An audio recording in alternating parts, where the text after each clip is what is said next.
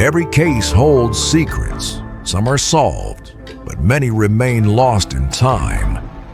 When the evidence fades, we open the true cold files.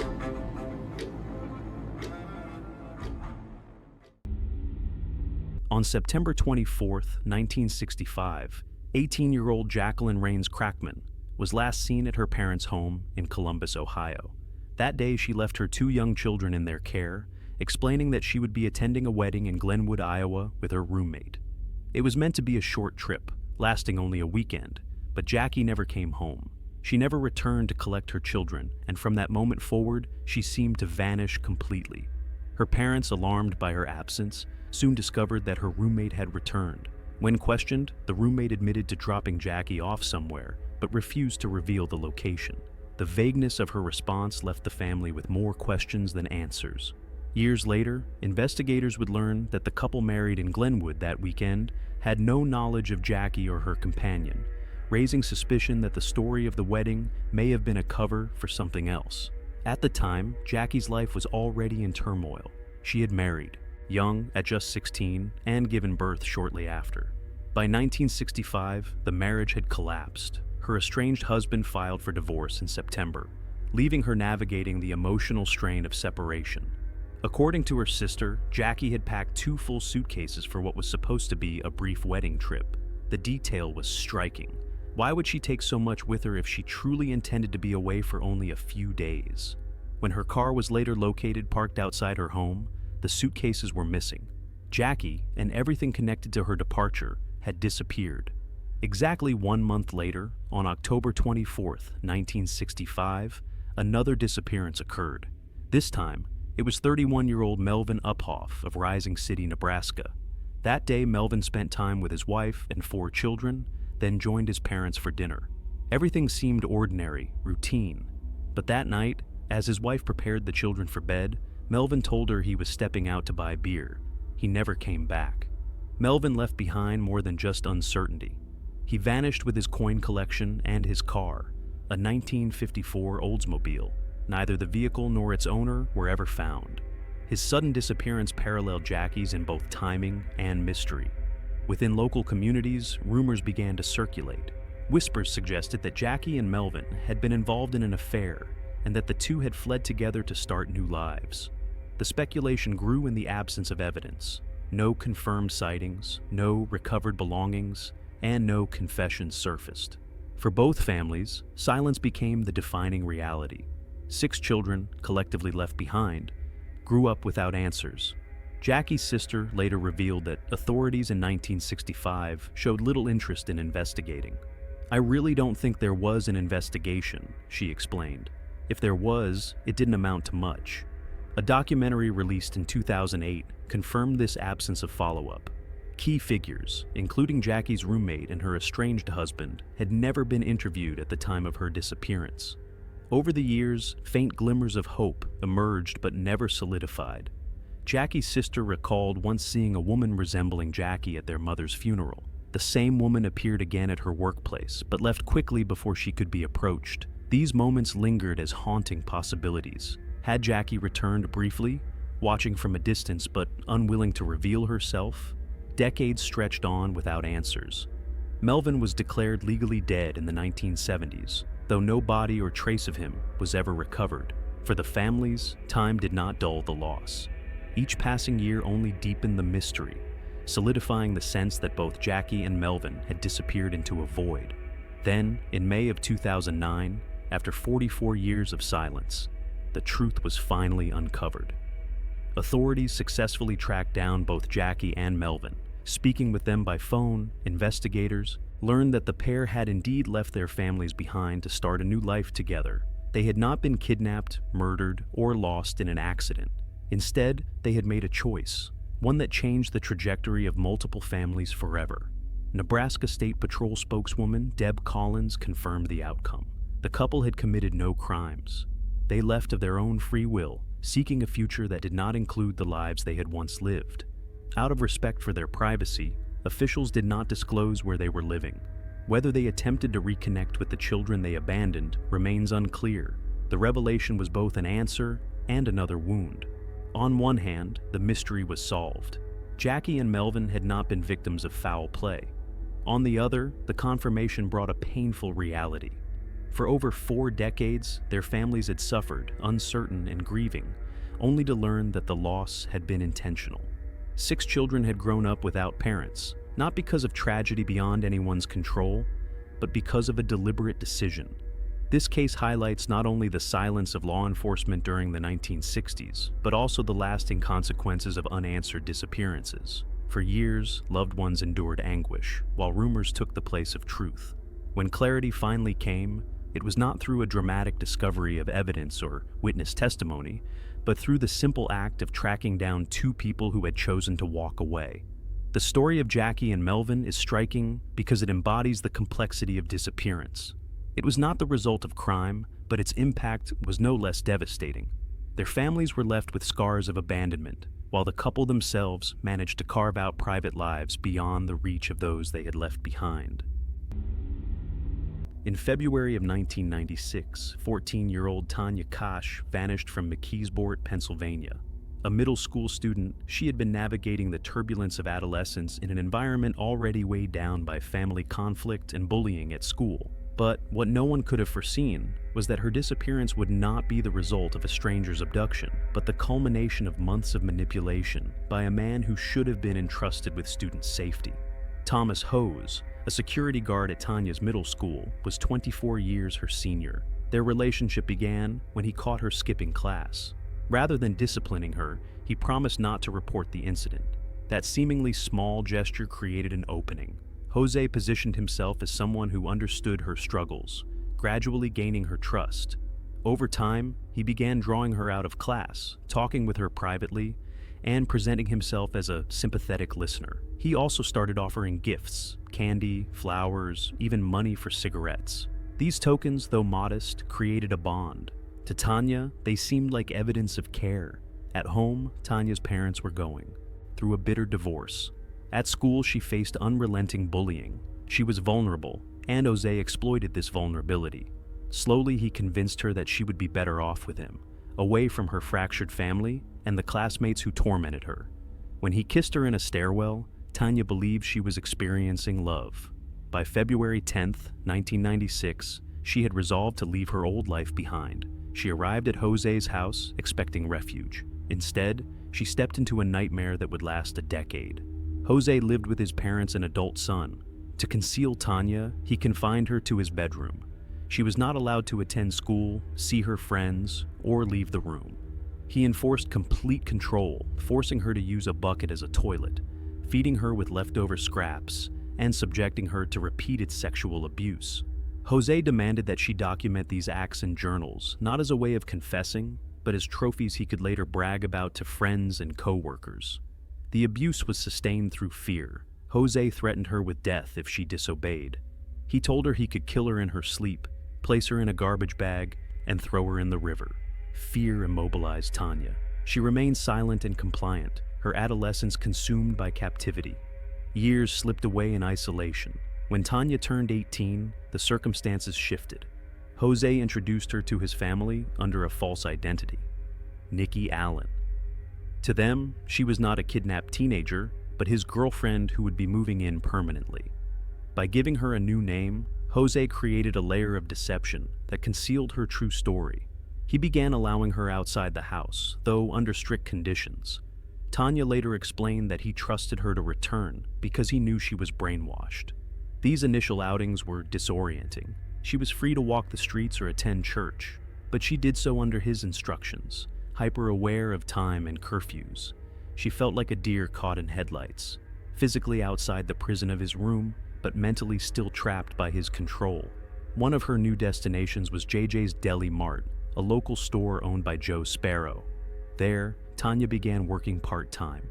For the first time in years, she experienced a glimpse of normal human connection. She built friendships with Joe and her co-workers, observing the ordinary warmth of family interactions. This contrast revealed to her how distorted her own situation had become. "I saw how a family should be," Tanya later reflected, "and I said, that's what I want." Gradually, trust developed between Tanya and Joe.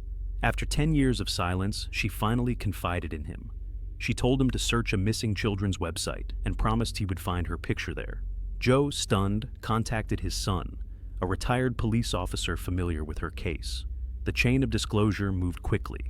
Authorities were notified, and investigators soon descended on Jose's residence. In 2006, after a decade of Tanya's captivity, Thomas Jose was arrested. The evidence was overwhelming. In 2007, he pled guilty to multiple charges: statutory sexual assault, corruption of a minor, and aggravated indecent assault, among others. He was sentenced to 15 years in prison. For Tanya, the courtroom became a stage for reclaiming her voice.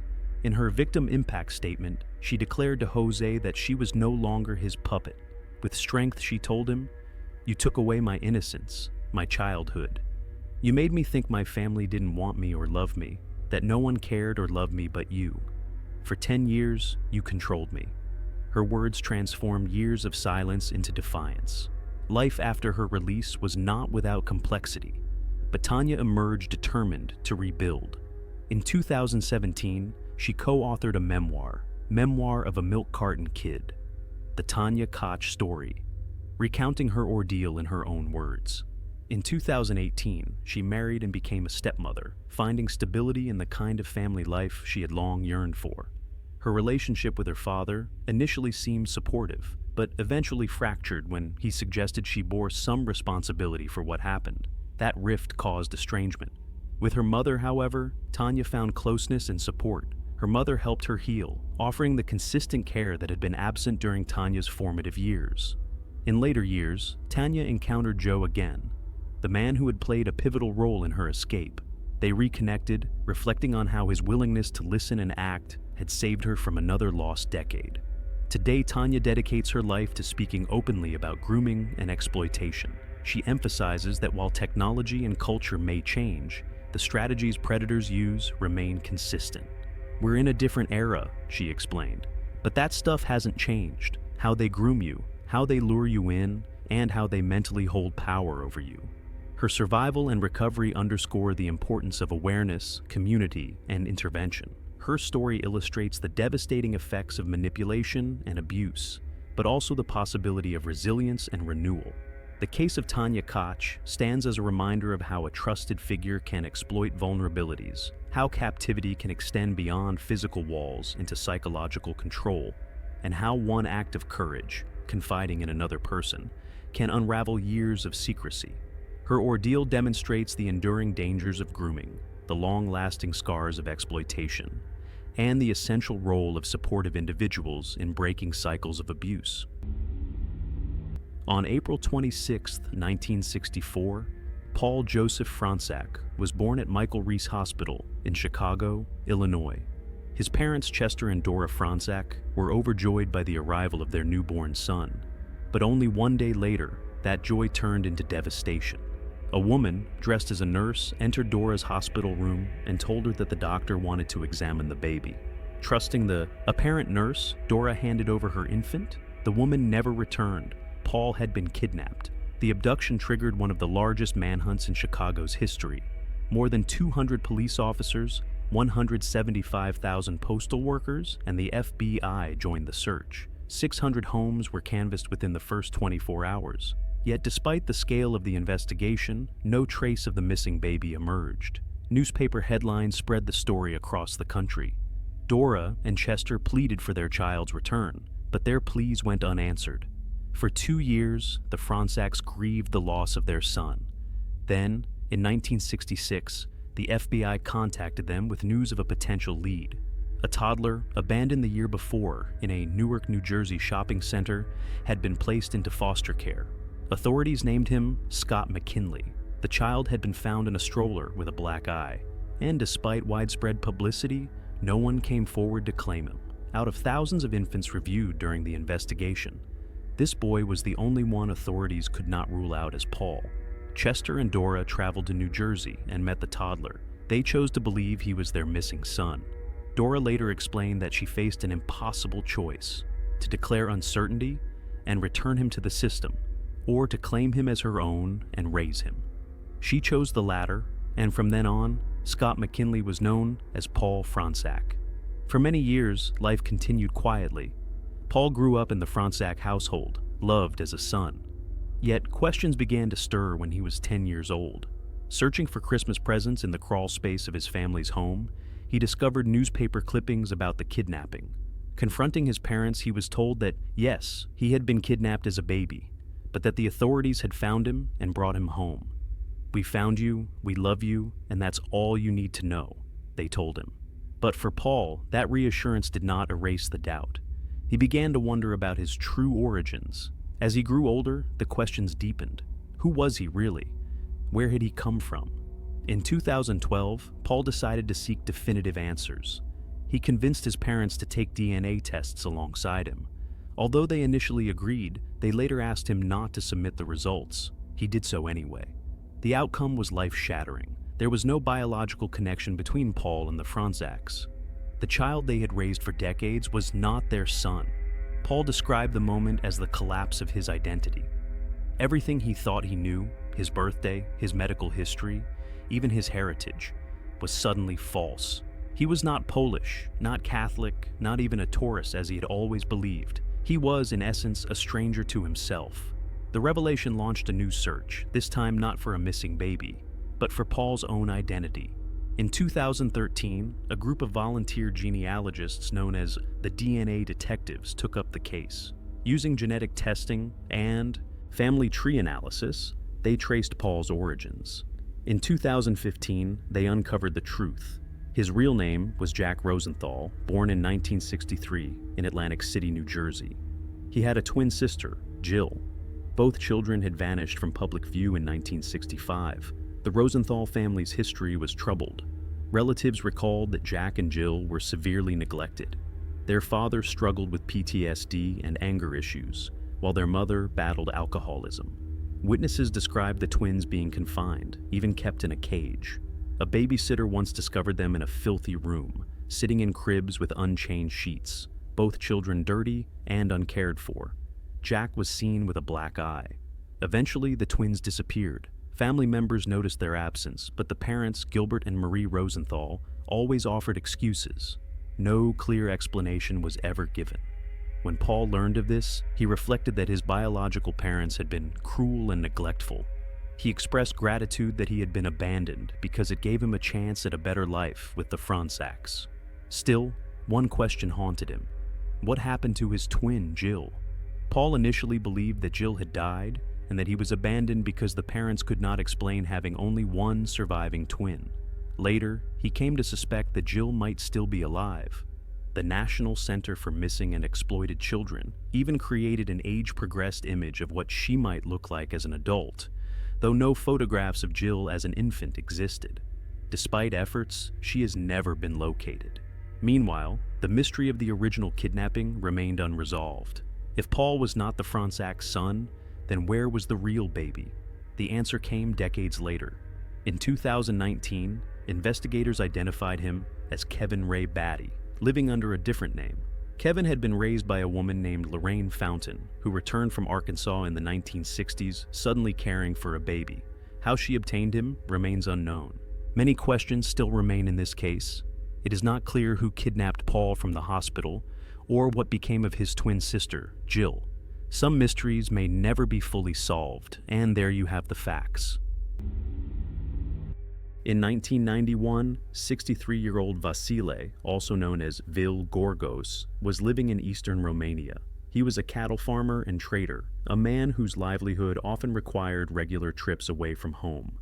These business journeys had become routine, and while his family was accustomed to his absences, they relied on his consistent reliability. Each time he left, he informed them of his plans, stayed in contact, and returned when he said he would. For his family, that trust formed a pattern they believed would never break. But in the summer of 1991, something did break, and what began as another ordinary trip became the starting point of one of Romania's most bewildering mysteries. Vasile had purchased his train ticket, as usual, and departed on what was supposed to be a standard business journey. When he did not return, the first reaction among his family was confusion. Days passed without word, then weeks, and eventually months. The silence was uncharacteristic and alarming. His family contacted the police, hoping for answers, but The investigation turned up no meaningful leads. No witnesses came forward, no signs of foul play appeared, and no evidence explained his disappearance. With time, the grim realization set in that he was gone. As months stretched into years, his family began to mourn him as dead. Memorial services were held, and grief slowly replaced the lingering hope of his return. For 30 years, the family carried the weight of that absence. They imagined his final moments, wondering if they had been violent or accidental, yet never knowing. Then, on August 29, 2021, everything changed. A car pulled up outside his home, and stepping out was none other than Vasile himself, now 93 years old. The sight was as shocking as it was surreal. He was wearing the same clothes he had disappeared in 3 decades earlier. In his pockets were his original train ticket and his identification card from 1991. He carried nothing else, no luggage, no signs of 30 years lived elsewhere. What was perhaps even more unsettling was that he had not arrived on his own. He had been brought there by a vehicle, and the driver sped off before anyone could ask questions or record a license plate number. Family members rushed to greet him, overwhelmed but equally disoriented. On first sight, his son did not even recognize him. Physically, he appeared well, showing no signs of abuse or neglect. Doctors confirmed that he was in good health for a man of his age, aside from minor neurological issues common in the elderly. Yet, what was missing was far more troubling than what was present. He could recall details of his life before 1991 with clarity: his parents, his marriage, his work with cattle. But when it came to the missing 30 years, his mind was blank. He could not remember where he had been, or what had happened during the decades in which his family believed him dead. The emotional reunion was complicated by confusion. He struggled to recognize his 2 children, whose lives had unfolded in his absence. When asked questions, his answers often drifted into fragments about farming, cattle, and the past, without offering clarity about where he had been. His son noted that he did not understand him and described his words as inconsistent and disconnected. The reappearance of Vasile ignited a storm of speculation. Social media and armchair detectives offered theories. Perhaps he had abandoned his family for another life. Or perhaps he had been imprisoned for decades, or perhaps he had been kidnapped and forced into labor. None of these explanations could be confirmed, and Vasile himself provided no answers. To this day, his whereabouts between 1991 and 2021 remain completely unknown. What is left is a story without resolution, one of absence, return, and unanswered questions. Among Romania's modern mysteries, the case of Vasile Gorgos stands out as both extraordinary and deeply unsettling. Gabriel Nagy. On January 21, 1987, Gabriel Nagy, an accounting student and father of 2, began his day in Sydney, Australia, much like any other. He worked during the day while also pursuing his studies at night, balancing his responsibilities with his role as a husband and father to 9-year-old Jennifer and 11-year-old Stephen. That morning, he phoned his wife Pam and told her he would return home for lunch. Pam prepared a meal, waiting for him to arrive, but Gabriel never walked through the door. What initially seemed like a minor delay soon became the start of a decades-long mystery. By the next day, investigators became directly involved when Gabriel's burned-out car was discovered abandoned. The condition of the vehicle raised immediate alarm. It was not simply left behind. It had been deliberately destroyed, leaving little trace of what had occurred. With Pam filing a missing persons report, the search began. Gabriel was considered a reliable man, punctual, communicative, and dependable. For him to disappear without warning, leaving his family without explanation, was deeply uncharacteristic. In the weeks that followed, missing posters circulated and police searched for leads. The only tangible clue came when records showed Gabriel had withdrawn cash from an ATM in Newcastle, 93 miles away from Sydney. Yet the withdrawal led nowhere. Investigators were unable to connect it to any wider trail. After that, the case grew cold. The family endured the silence, holding on to hope in the early years, but slowly confronting the likelihood that something tragic had occurred. Time stretched on, and 2 years became 5, then 10, then 20. By the mid-2000s, Gabriel had been gone for 2 decades, and legal proceedings were underway to declare him dead. Just before that declaration became official in 2007, one detective decided to give the case a final review. It was this persistence that changed everything. In a database search, she discovered a Medicare record under Gabriel's name. The record led authorities north to Mackay, nearly 1,000 miles away from where his car had once been found. When investigators arrived, they discovered Gabriel alive, living under the name Ron Sanders.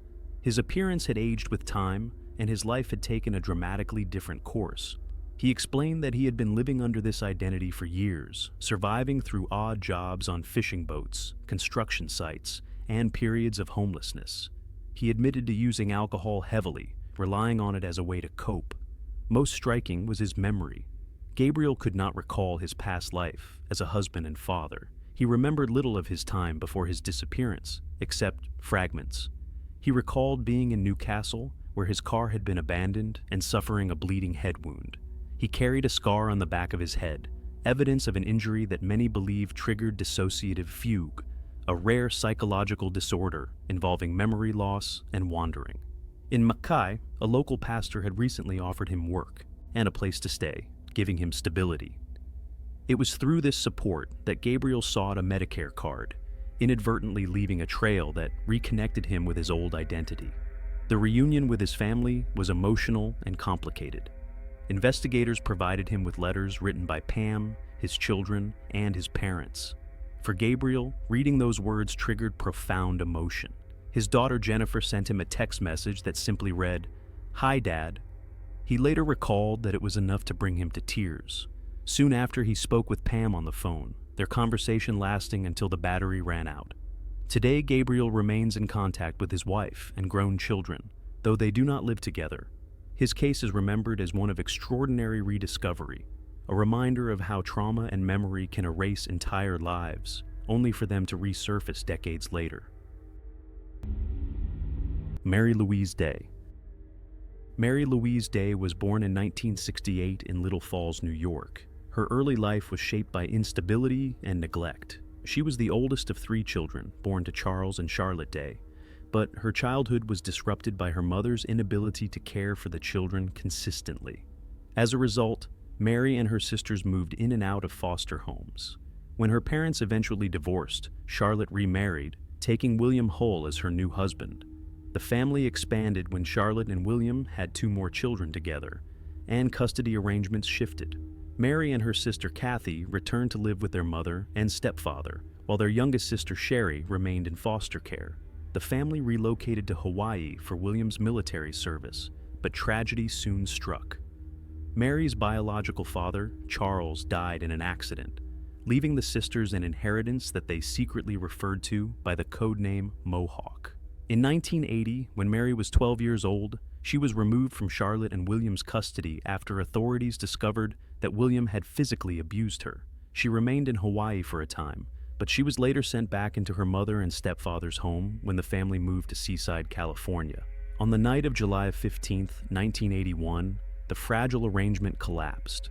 According to accounts, William attacked Mary physically after accusing her of poisoning his dog.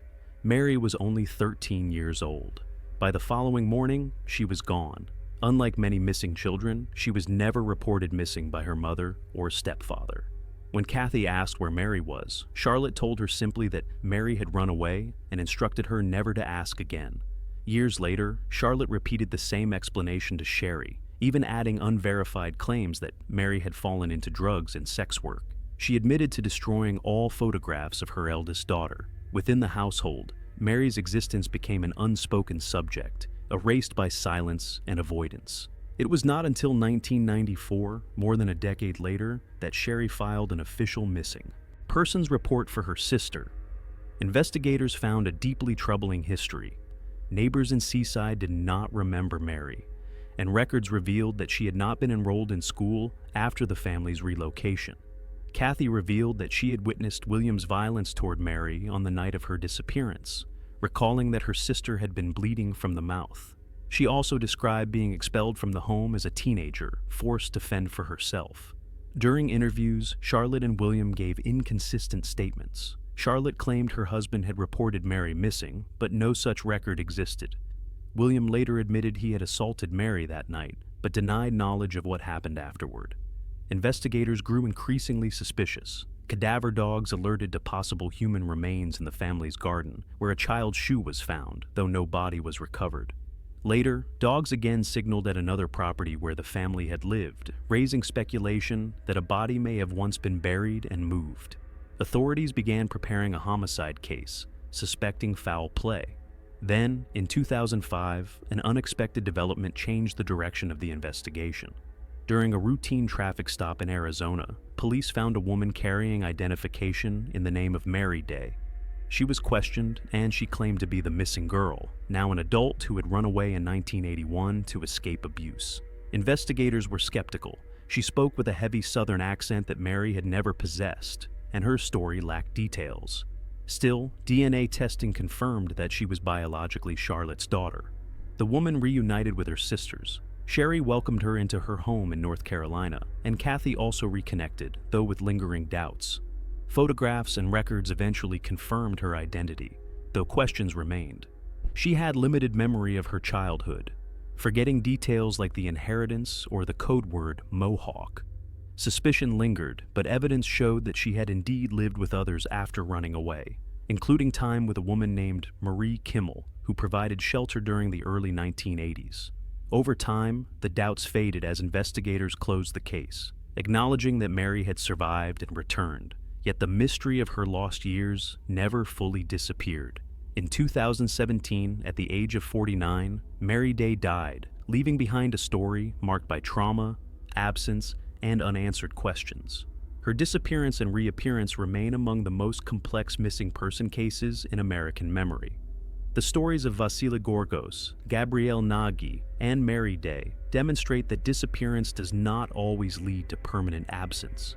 In rare and perplexing circumstances, missing individuals return, but instead of bringing complete closure, their reappearance often deepens the mystery. Each of these cases presents questions that remain unanswered, leaving families and investigators suspended between relief and uncertainty. If you found this video informative, don't forget to like, share, and subscribe. These unsolved cases deserve to stay in the spotlight until answers are finally found.